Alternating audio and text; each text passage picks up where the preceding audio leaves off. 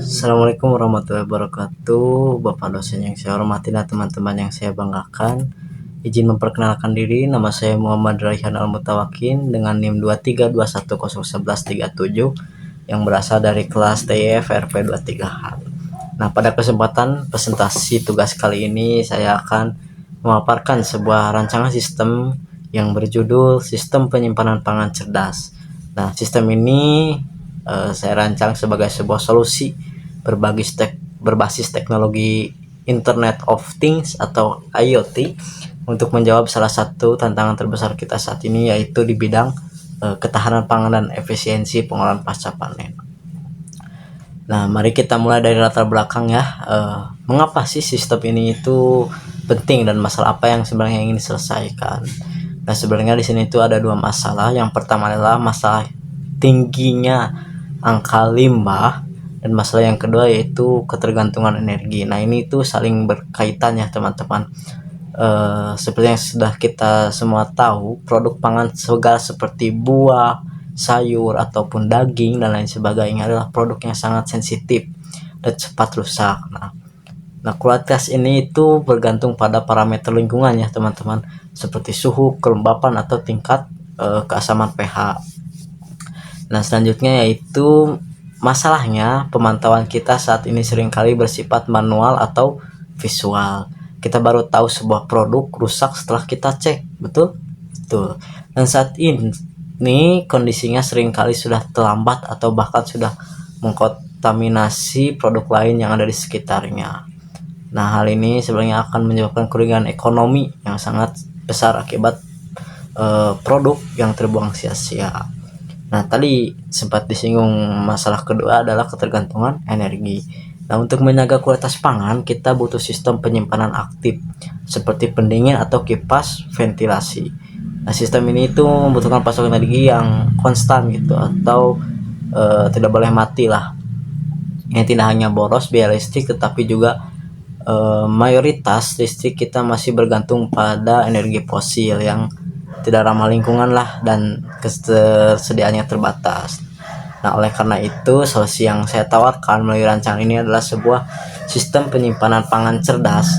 Sistem ini dirancang untuk mengatasi kedua masalah tadi sekaligus, yaitu sebuah sistem yang mampu memantau kualitas pangan secara real time gitu, detik per detik, dan yang kedua sistem ini harus bisa beroperasi secara mandiri energi atau off grid dengan memanfaatkan sumber energi terbaru seperti tenaga surya teman-teman.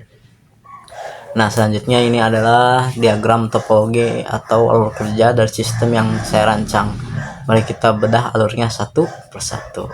Nah, pertama kita lihat alur dayanya. Sumber energi utama sistem ini adalah panel surya. Energi matahari yang ditangkap akan diatur tenaganya oleh solar chain control atau SCC agar stabil dan tidak merusak komponen, lalu disimpan di dalam aki atau baterai. Aki ini yang akan menghidupkan seluruh sistem selama 24 jam baik siang maupun malam. Nah, yang kedua yaitu alur data. Nah, input utama sistem ini adalah nanosensor.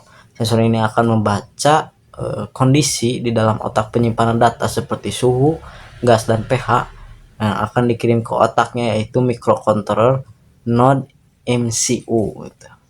Node MCU kemudian memproses data ini, dan karena sudah dilengkapi WiFi, data tersebut langsung dikirim ke cloud atau internet. Dari internet data bisa kita akses melalui aplikasi Android smartphone kita. Ketiga adalah alur aksi. Nah, ini node MCU itu tidak hanya mengirim data tapi juga mengambil keputusan berdasarkan data sensor.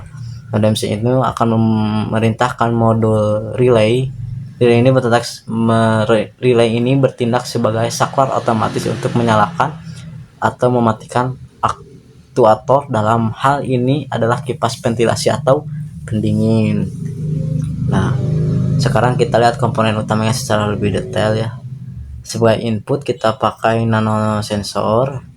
Ini bukan sensor biasa, keunggulannya adalah sensitif yang sangat tinggi. Dia bisa mendeteksi perubahan kimia di level sangat rendah, misalnya mendeteksi gas amonia atau etilen yang bisa disebut gas pembusukan gitu, bahkan sebelum produknya terlihat busuk secara fisik.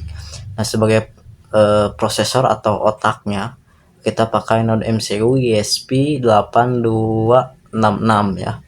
Ini adalah microcontroller yang sangat populer untuk proyek IoT ya. Alasannya selain harganya terjangkau ya, dia support punya modul WiFi bawaan, jadi sangat praktis untuk mengirim data ke internet. Nah, sebagai outputnya atau aktuator kita pakai modul relay. Fungsi relay ini sangat krusial sebagai jembatan. Node MCU bekerja di tegangan kecil 3 volt, sementara kipas atau pendingin bekerja di tegangan besar yaitu 220 volt. Relay ini adalah yang menghubungkan keduanya dengan aman gitu ya. Nah, untuk sumber dayanya seperti tadi saya sebutkan, kita pakai panel surya ya. Dan yang terakhir sebagai interface kita pakai aplikasi Android. Aplikasi ini bisa kita buat dengan program seperti Meetup Inventor yang memungkinkan kita melihat data sensor secara real time dan juga memberikan tombol untuk mengontrol kipas pendingin secara manual dari jarak jauh gitu. Nah, lalu bagaimana cara kerja sistem ini dan apa kelebihannya sih? Nah, untuk cara kerjanya itu bayangkan seperti ini deh. Nanosensor itu terus-menerus membaca data. Nah, Node MCU itu mengirim data ke HP kita. Di aplikasi itu tertulis suhu 20 derajat Celcius, gas aman, pH stabil, itu semuanya normal. Tiba-tiba ada satu produk di dalam box yang mulai membusuk dan mengeluarkan gas amonia. Nah, sensor itu langsung mendeteksi anomali ini.